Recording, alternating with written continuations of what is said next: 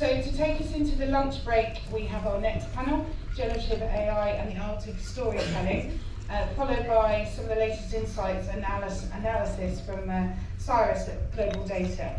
So I'll hand over to the next panel. Thanks, John. Great, thank you very much, and welcome back, everybody.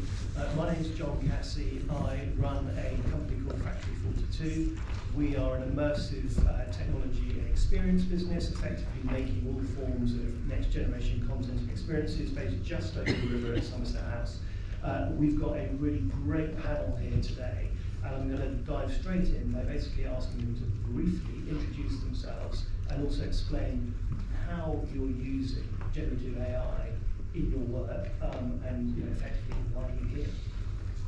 Why am I? It's going to go philosophical already. Hi everyone, I'm Gadney. I'm CEO and one of the co-founders of charisma.ai, includes in the name. And we're a technology platform that is a two-sided coin. One is it's sort of like Final Draft for interactive storytelling. So if you want to write an interactive story, those are quite complicated, and we make it simple on the web. And then the other side of that coin is it's the engine that actually powers all of the logic, the characters, so they speak to you. If you're rude to them, they get angry, and if you're nice to them, they fall in love with you, and that then changes the story.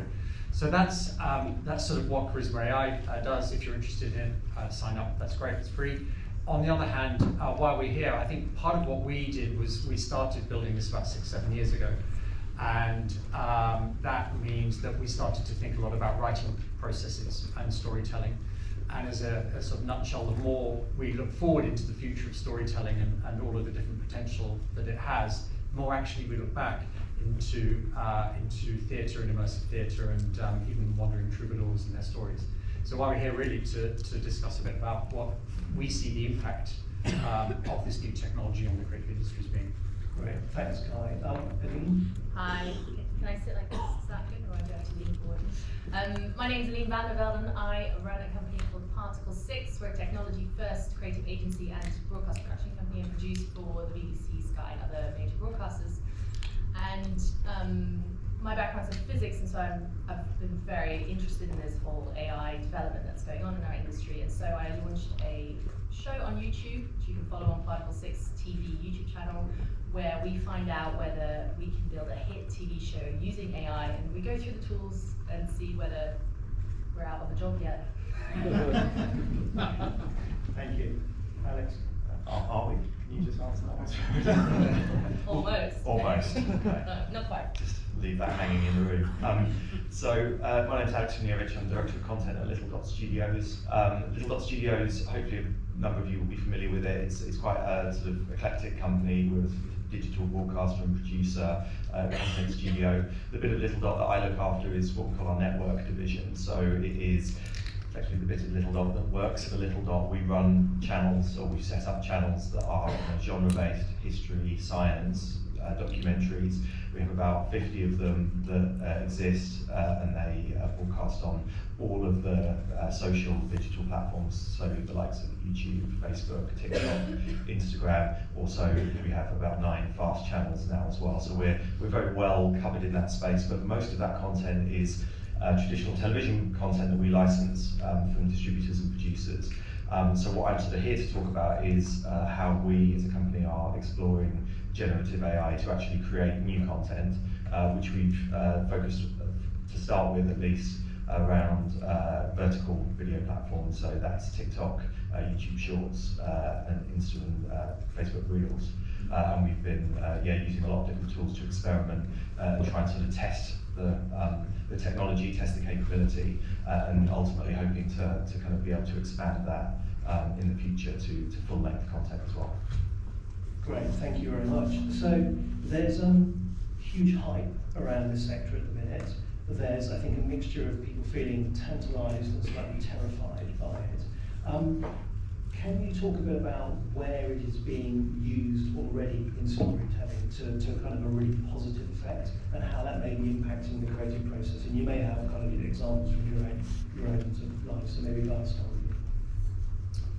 Okay, so in brief, because this is a huge topic. The first thing really is to set the scene on AI generally. So let's get the terminology right.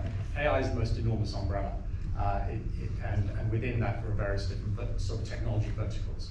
So applying AI in its broadest sense to storytelling, one has to dive down, areas which are sometimes like rabbit holes. For us, I think again, it's a two-sided coin. One is it's a way to improve the workflow of what we do now. So all of us who are creating something or working in this space, it's the areas of making things happen faster, being able to do things in that workflow, speeding up that workflow in one way, shape, or form. However, the other side that really interests me also is that in some ways it's going to be the catalyst for a new medium and it's going to enable new forms of storytelling to come out. So I think it's those two sides that we see at the moment are anything from your initial concepting, storyboarding, through to video editing, comping through to swapping in and out avatars for background actors, which I know is contentious, through all of the other areas. But we're really interested in what new forms this can enable to go onto different platforms. And can you give any examples of new forms where, because I suspect there's a lot of people here trying to just get their head around this stuff, and like examples of where it's been done really well in relation to storytelling? It's very early stages. Recent things we did work with DreamWorks. We did a Puss in Boots project, which was taking the animations that were from the movie and allowing kids to adopt a cat, and you chat to the cat and if you're nice to it, then it likes you and all of those things. Very lightweight story, really. Probably about 15-minute experience, if I quantify it like that. Up to we decided to go all in and bought the rights to John Wyndham's book, The Kraken Wakes, and adapted that. Adapting a novel is so hard. And that is a novel where you are speaking to the characters, you're like shoulder to shoulder. And that changes the storyline and the outcomes. Through to immersive theatre productions just around the corner in St James's Park with Swamp Motel. They ran an immersive theatre production at St James's Park 2 for 6 months. It was powered by Charisma. So I think again that concept, the ability to speak to characters in a narrative context is key for me. Okay, great, thank you. Eline, what are you seeing in terms of where these technologies are being used to really enhance the storytelling and the overall kind of consumer, viewer, participant experience? Yeah, we're using it everywhere, and my whole team has to use it every day. I think it can improve, if you're talking short form, because obviously there's limitations with the number of tokens, so you can't use a long script quite yet in ChatGPT. But if you're making a short form video, scripts, it does a great job. Sometimes better than, because we obviously will do it ourselves and then compare. Sometimes it's better.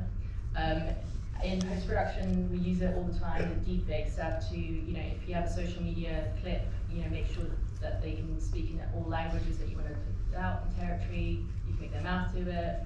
Voice, you now just have to put an iPhone down. You don't need sound recorders because, you throw it into Premiere and it literally sounds like you're in a booth, like voiceover is done. There's just so many applications all over, and especially in development, when you're putting a deck together, what for me is a huge just freedom is if you have a creative idea, you can put it out there now for the first time so quickly. You don't need a storyboard artist, a concept artist, and to explain the idea multiple times. You can just get it out there and tweak it. But it still needs our direction. It's still, it's us, but it's just, you're able to communicate it faster. Okay, so that's some brilliant observations, and we'll come back to the impact on teams and the shape of teams, because I'm sure that is going to be one of the very big things that people want to kind of hear about and know more about. But Alex? Yeah, so I think before when I was doing a bit of sort of prep for the panel, I went back and did a bit of an audit of all of the different AI tools that we're using across Little Dot, and we're using over 30 across the whole company. That's individual different tools from kind of stuff that is very, very behind the scenes to stuff that is very sort of front and centre. But I think it sort of just demonstrates the kind of the number of opportunities there are, and that includes like tools that we're using within our people team to kind of just make things more efficient there as well. So it can really be transformative. The element that we've been using, I think, with most success has been Mid-Journey, which we've been using to generate imagery for our. We we have a number of very successful history franchises. History here is probably the best well-known one. We also have absolute history as well. And one of the challenges with history is obviously you've got embarrassment of riches when it comes to the 20th century with sort of pictures moving image. But once you're trying to tell stories from the past, you're kind of limited by the fact that there weren't cameras around, obviously. And so, there's a very limited pool of kind of existing material, paintings, etchings, drawings, etc. So we have found that particularly Midjourney has been transformative for us in being able to bring stories from the past to life, and to bring them to life in comedic, but also kind of very serious, profound ways. And the capabilities of those tools are that you can create a series of images that you can then animate across. You can have recurring characters, so you can have them as part of a series. We've got a really successful series which is called Crime and Punishment, which is a short form series. They're 60-second clips, but they're a different sort of take on the crimes and punishments that you would have through history. And all of the tools that we've used there have allowed us to kind of give that series a real aesthetic, and people are just coming back to it time and time again. So there's 6 episodes, cumulatively that's been seen 80 million times just on, I think, just on YouTube Shorts alone. So really, really interesting tools, and a real playground for experimentation, and one where I think you can start with a 60-second clip and do something quite capable from it, but we're already thinking about the opportunities about telling full-length stories with this, or telling segments of full-length stories, and not just for short form. So that's what we're doing very much at the moment. Right. So, Eline, I want to go back to something you said, which was about how this relates perhaps to storyboards, sound recorders. I mean, in terms of the roles of the future, or the roles that exist now, and the roles that may change or not exist in the future, what do you think the trends are? Who should be most worried for their jobs? Who should be most excited? I mean, are there roles that are just going to disappear? I don't think it'll be as clear cut as that. I think things will evolve. So our producers are learning to do a lot more. I think it's about the whole workforce has to be upskilled. So this is a huge problem. There's not like a good educational series out there to teach you for our industry. Like, these are the tools you should be using, and this is how you use them best. Because I think a lot of people just get onto ChatGPT and they're like, oh, it's not very good, I'm better off just writing the script myself, or I'm better off just writing those synopses myself. And really, once you've got a good prompt and you know how to work that prompt, it will do a great job for you. But it's just about learning and engaging and doing it. Or maybe, eventually we'll get custom GPTs that, we can have a good prompt and we can then sell that on the OpenAI store or something to other people in the industry. So you can use this prompt for good synopses across all your episodes or whatever it is. But I think the teams and the jobs are going to be changing for sure, and the young people and old people, everyone in the industry needs to learn how to use these tools.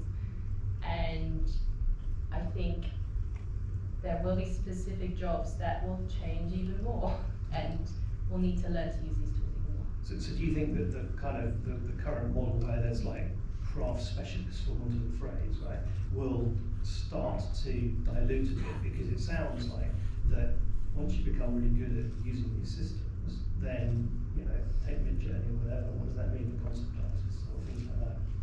I think you still need the creative direction, right? So exactly what we heard earlier today is it takes a really good photographer to know what is an amazing photograph.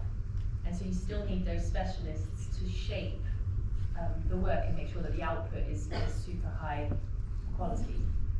But I would be worried if I were doing some of those roles that have now been replaced by tools.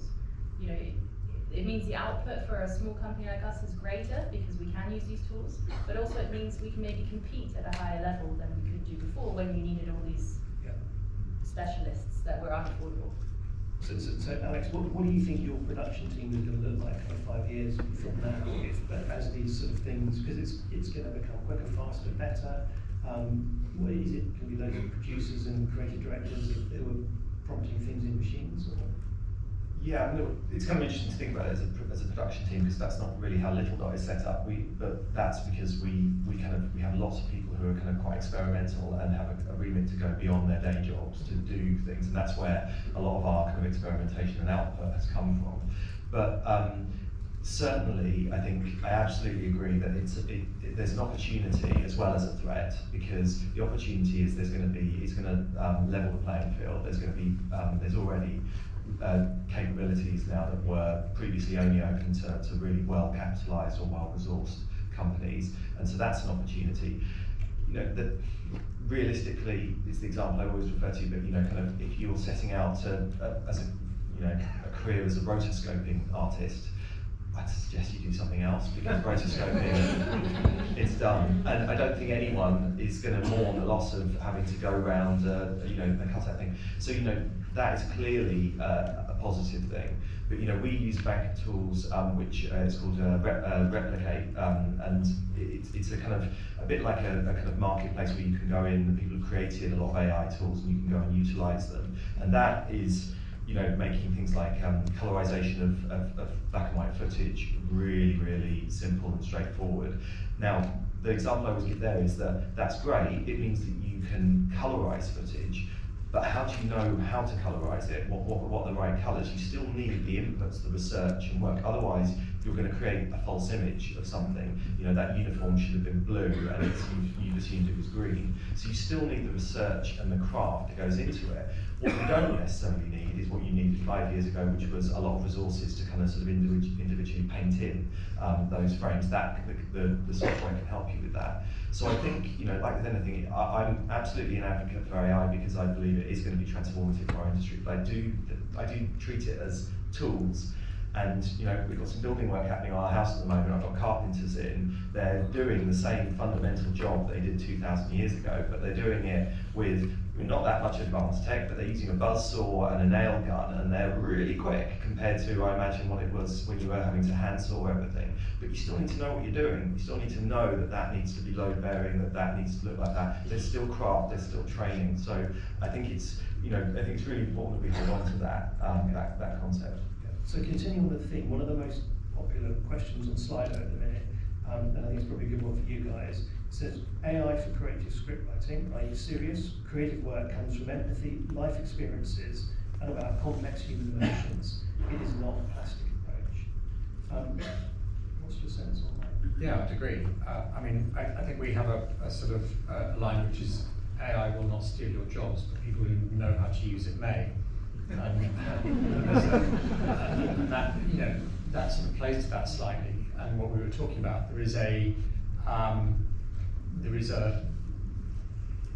in a sense, we're seeing the rerun of video not killing radio star, but changing the landscape.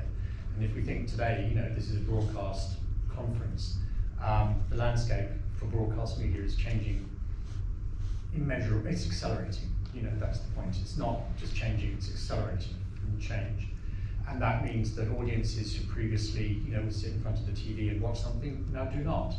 And so it's not just, I think, about the creation process, but it's about the consumption process and broadcast industries, how that changes.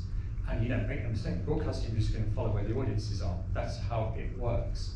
So if we can get to the point where that workflow goes back, and you know, AI can be used to democratize the production process, so more diverse voices, people who haven't necessarily gone to film school can create films in some ways.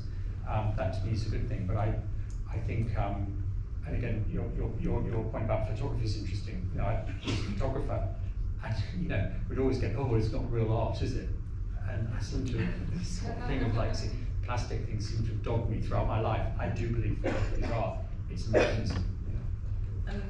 About the creative, it was mentioned earlier about it's a maths model and so it will never be creative. I worry that that's incorrect, because what creativity is basically smashing two things together that we hadn't thought of to be smashed together, and there's no reason why this computer can't do that in the long run. So I do worry that at the moment, if you ask it to come up with some good TV shows, it will not. It's terrible. It's really, really bad, but it will get there, unfortunately. Whether it's 6 months or a year, I think it will be better than us, and it might even kill us. Like, I'm in that camp. But you know, might as well get on the ride while we're here and enjoy it. On that optimistic note, so we're on this room thinking we're all working the industry, different parts of the industry, whatever it may be. But how do you plan for this future? How do you kind of take advantage of the opportunities? How do you manage the risks? I mean, how do you navigate? I mean, just to chip in on this, having had a career in creative technology, I've never seen anything move as fast as the last 2 years, ever. 2 years. So remember, we're now at the anniversary of ChatGPT, 1 year. Before that, I'm talking 2 years, 3 years. Never moved so fast. So it's really hard, I think, to look at the trends. However, at the end of this, again, like I said, I think we can look back and see sort of evolving. We know roughly where the trends are heading because things are heading in the same direction: acceleration, productivity, that sort of stuff. The innovation side is interesting, and I think that's where creativity, the creative chaos, is, to your point, smashing together stuff at the moment in ways we haven't seen before, which is exciting. It's and again, just you used to talk about ethics. Normally, 20 years ago, 15 years ago, I've been in a panel like this. People say, "Well, how do you colorize this? What's a good user experience?"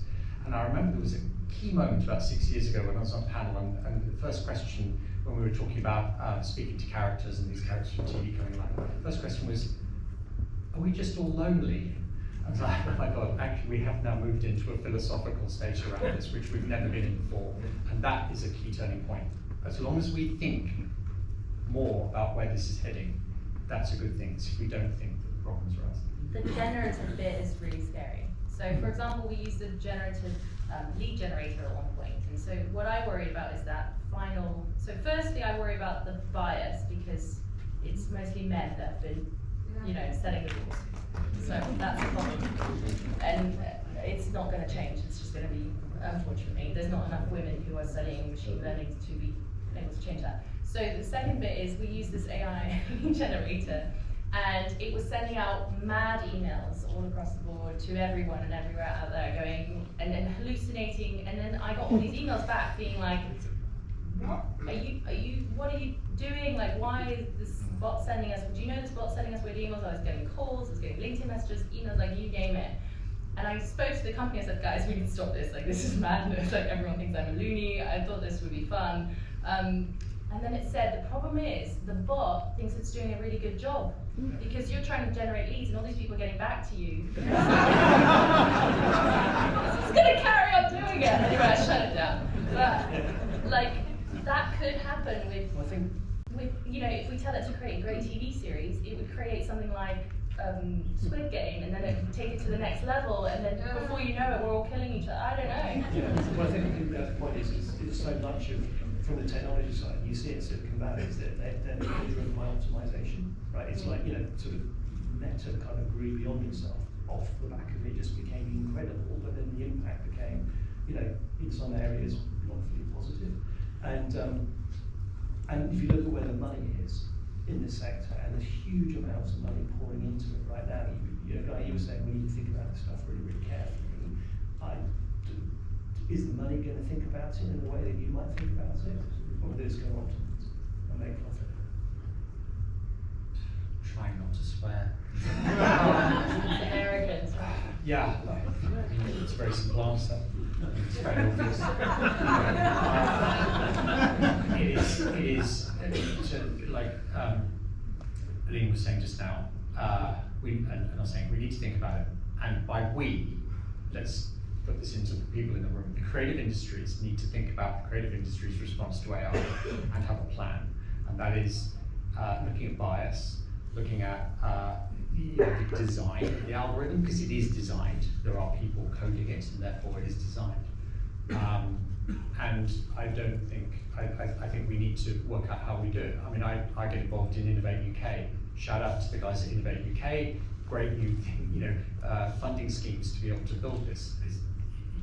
That's an alternate pathway to VC. But yeah, I think we know where that's heading. Alex?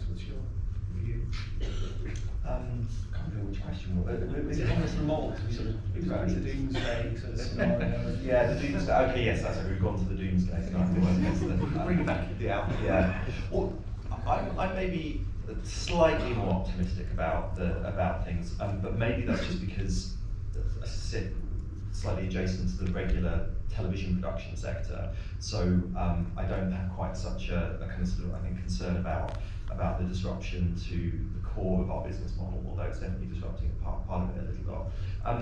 I think that, you know, the thing I would say is that the AI tools are not infallible. A good example is that one of my team, he was tasked with putting together a basically list of this day in history list, so we could post something through one of our social accounts. And it was midway through the year, and he was like, "This would have been really hard. Like, I would have had to have done a lot of work, but ChatGPT has sorted me right out." And it presented this entire list of all these things, and I was like, "That's impressive, I have to say. You shouldn't have told me that, because I would have let you probably go off and spend weeks doing this, but you know, kind of well done."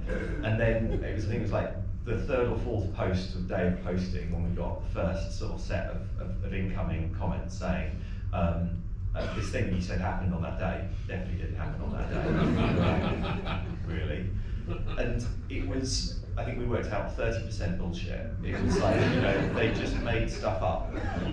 And we even asked the ChatGPT, why did you get this wrong? Why did this wrong? And it came up with a perfectly plausible answer, but it was kind of quite creepy as well. It was kind of what we sort of told you what you thought you wanted to hear. You know. And the thing is, we've now got a massive, great big encyclopedia on one of our desks, which is you can literally go through and work out. It has every day, big world events. We just pick a different one each day and do it. It's amazing.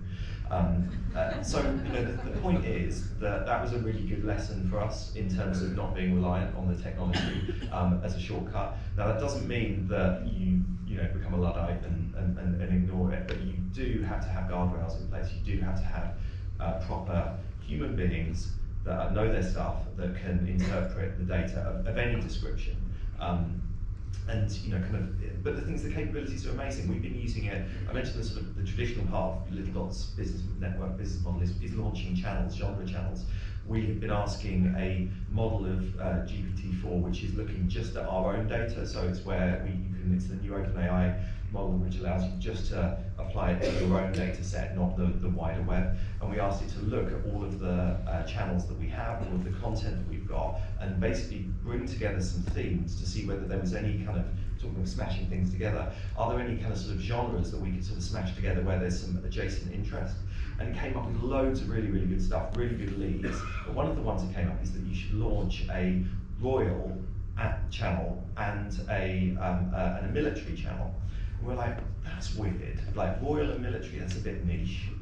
Why is it coming up with that? And we went back through the data, and it's because we have loads of content about the royals, massive royal channel. We also have a lot of content about the Royal Air Force in our military channel, and it couldn't work out the difference between when it was being mentioned in the context of the Royal Air Force or the Royal Navy, and you know, the King, the Queen, whatever else. So it said, there's loads of interest in these two things, you should do a channel which combines those two things together. Now, we looked at that, thought that doesn't make any sense, and you know, we rolled on and we're like, that's good. But we've got dozens of ideas of channels that we wouldn't probably have thought of ourselves. So ultimately, a really good exercise, but one that required us to like check it over first and apply some common sense. But don't you think the fact checking of the days, like that could very easily be fixed?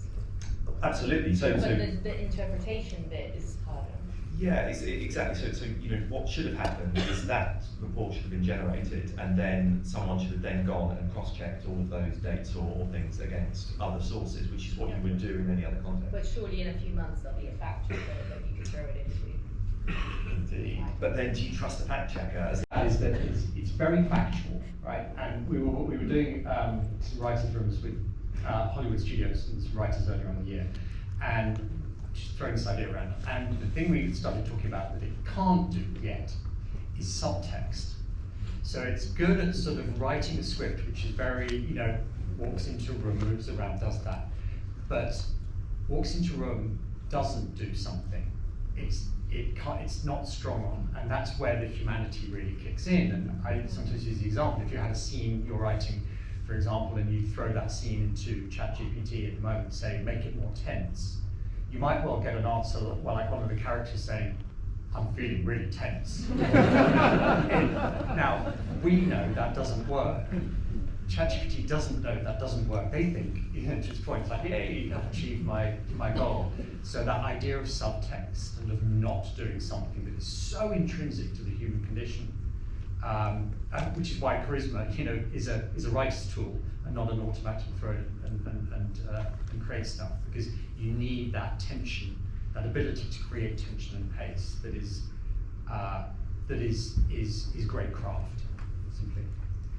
I'm going to take a couple of questions from the slide, such in the way of kind of really firm guidance from clients around what they want, expect, what they're trying to work it out to. Well, I mean, usually you're delivering all rights worldwide in perpetuity, so I mean, you can't. And to add this, and this is why a lot of these panels should always have a lawyer on them. Really, so please fact check what I'm about to say. But we've tracked this for a long while, and I think that actually there is no copyright in generative AI content. So if you're creating an image on Midjourney, you can't copy. It's not copyrighted because it's created by a machine. Similarly to any text, so that's a big deal to think about. The flip side of that coin is how the hell do they get the data to train the model in the first place? That's a whole other thing. Follow me on LinkedIn if you want. You can see my views on it, going back to 2018 on writers' cases and all sorts. But it's a big deal. Yeah, because if you told it, please rewrite this scene or write a scene for this as Aaron Sorkin, it's really good at sort of taking someone's writing style. I usually use Piers Morgan because I think it's quite funny when it spits out. It would do quite a good job at imitating someone's writing style, which is, obviously it's learned off that database. It is the copyright. Well, it's not, yes, but if you're a human being and you decide to write in the style of Piers Morgan, or think, aren't you doing the same thing? I mean, like, as in, this is the challenge. And I say, I don't think these are actually necessarily new problems. They're just being, to the point about speed, it's because it's all happening so fast and it's so much more accessible. I think that it's sort of bringing a whole load of stuff that's always been there, around sort of copyright and people sort of ripping off other people's content or kind of iterating on it, formats in television, famously, there's no new ideas. Everyone's always sort of building on stuff that came before. So yeah. It's a very dangerous idea, the one you just sort of skirted around slightly, and it's one I get a lot, which is, if I read all of Harry Potter and then I write something and it's like Harry Potter, that's okay. So why isn't it the same that I can ingest all of Harry Potter into a machine and then get it to do something else? The difference is, you're ingesting it into a machine. It's very, very different, and it's an argument that I hear a lot, and it irritates me because it's not actually. The next step down is to go into the data sets. You understand the data sets that it's coming from. Who owns that data set? We built our own. We created our own because we recognised the ethics of it. And by the way, we wrote a paper about unconscious bias in data set back in 2018. We were really, really careful about how we did this, because it is important. And as you start to look at the importance of data sets now, to your idea about everyone having their own large language model or their own GPT, it will happen, and where that data set comes from is going to be really important. Okay. One of the most popular questions currently on Slido is the importance of storytelling is fundamentally about human connection. What will be the psychological impact of generative AI long term? Is it a new uncanny valley effect? Any thoughts? I don't know the uncanny valley. Okay, so it's the best way to describe it. It's effectively that humans can look at something and know it's not quite right or quite real. That's sort of very. I think that will go eventually. Yeah, I think the example would be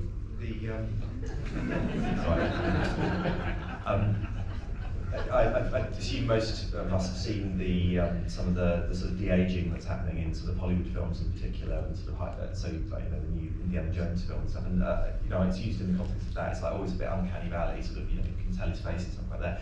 I personally watched it and I was like, that's pretty impressive. Kind of that looks like Harrison Ford. It is mid-40s rather than his mid-80s. So I think you're right. Actually, I think we're actually at the highest end. You're already there. But I think the bigger point that you raise is about when it's like when you're trying to sort of imitate like humans, And I think this is why we've only really sort of focused our efforts on, what is effectively a form of animation, because it kind of, and historical animation where it's like, not figures of the recent past, because that is a different kind of moral and a conundrum. It's quite easy to sort of take the piss out of Henry VIII. He's been dead for 500 years and kind of deserves it. He's a bit of a dick. But would you do the same about a historical figure from the 1960s or 1970s who we wouldn't, not yet. And I think that it's less the sort of the less the issue about whether it looks too real. For me, it's like that the technology is going to catch up. It's like, is it appropriate to be utilising the technology to tell a story with someone who is either potentially still alive or potentially not long sort of like dead, and where plausibly someone might say, I thought that was real, that footage was real, that interpretation of them was real, because there is footage of them that exists, so why would I not think that? And I think there's some really interesting stuff being done with sort of AI labeling and stuff. A lot of the platforms are rolling that out. I think now, as of this week, certainly on YouTube, I think TikTok as well, if you are using photorealistic, generative, sort of basically anything that sort of looks photorealistic with a generative AI, you have to label it, and it has to have a label that's physically on the actual video, which I think is a really positive step, because otherwise you're getting all into the realms of sort of deep fake news and all the rest of it. I don't think we can tell the difference already. The photograph that won the award, we can't. There's a difference though. I agree with you on that. I do when I get CVs and personal statements. You can tell. You can tell. Yeah, and that was where I was heading, which is that that's a single image. CV starts to get into prose, long story, whole other thing. And going back to your question about the psychological impact, storytelling is how we communicate with each other as humans. How are you today? I'm fine. Now, guess what happened on that? That's a story, right? So we're using it at that basis. I don't want at Charisma, we don't want to replace that in that sort of stampy way. It's about finding why you might want to use it as a particular paintbrush in a particular story at a particular moment in time. So, for example, it might be it's very good at improvisation around a particular point. If you're in a tense story that's moving forward, you don't want to stop and talk about your favourite fruit. But you might want to do that if you were in a greengrocer and you wanted to get to know the person a bit better. So there are moments where you can use this in a very tactical way to improve the story and how it works and how it scales out. But ultimately, because we use storytelling, I think we can. I think there is still a sort of authenticity that comes out from that subtext. I'm with you on the never say never, but it's not our view right now. Granted, stories have quite common structures in a lot of ways, but. We'll see. So we've got less than 5 minutes left. I just wanted to kind of bring it back to maybe to some sort of practical things that people in the audience might want to do or think about. So say you're relatively new to this space, or you tried with ChatGPT. If you've got your boss saying, what's our generative AI strategy, or what are you doing, what are the risks? If somebody was going to spend 40 hours, turn off their email, just a couple of working days, trying this stuff, playing around, learning, where would you recommend they go? What should they do? Charisma.ai. Sorry, if I didn't say that, but stop. Look, seriously, that's sort of where we'd look, because I think that's where we're at. But I don't know. I would go to our Article 6. Yeah, you should. Yeah, exactly. Yeah, totally. No. I would go, if you really want to get stuck in, do an AI course or something, and then a ChatGPT course, and then I would start using it for silly things. Like I wrote a complaint letter to BA, with it. So it's really good, by the way. But just to get more familiar with it. I would say actually a lot of the tools that we've already mentioned, I think are the entry level ones. They're really powerful, but I think the reason they're mentioned is because they've got far enough along to mean that they're user friendly and they're really capable. So we've mentioned obviously ChatGPT, but also Midjourney, DALL-E, which is one. A lot of these have also been incorporated into other things. So if you've got the Adobe suite, you've got access to a whole load of AI tools that we don't even know about. So Firefly is a really good image generator and comes with none of the. It's all trained on the Adobe's sort of proprietary catalog, or want a better word. So that's really good. I think Runway.ml is a really good tool for creating sort of moving images, but there's loads more. And I think the point is about being experimental. That's the key thing, is being curious and experimental and just having fun with it. That's where we got to where we are, is my team were experimenting and having fun with it, and then they started like getting good at it, and then they started having ideas and being like, we could do a series on this, and it all just sort of rolls from there. And I think that's the key thing. And also not to forget that, like, for example, ChatGPT is really good at text, and with DALL-E it's good at images, but for example, if you want to create a pitch deck, go to Canva, because it's got GPT integrated. It's got everything integrated, so that's where you do it. Just to know where to go for each different thing. Don't try and make a pitch deck on GPT. And on related, actually, one of the questions was, can all the data you ingest on your prompts end up on other people's outputs? Technically, OpenAI, yes. Yeah, I think it does. It does, yeah, definitely. And I worry about some of the stuff that I might have put into it in the early days that might be. Yeah. Are you always nice to it? Do you always say, well done, you've done a great job? Absolutely. Always be polite to the AI. Yeah. Please and thank you. But then when you see, like, OpenAI doing a deal with the American Department of Defense on that principle, you go, oh no, that's not going to go well. But it does train it, and it's the old line: if you're not paying for the product, you are the product. Although you are paying in some cases for it, so I guess that's. But then exactly, they're getting it from both sides. Yeah, whatever. Okay, so we're pretty much out of time. Thank you all. There's one last, not really a question.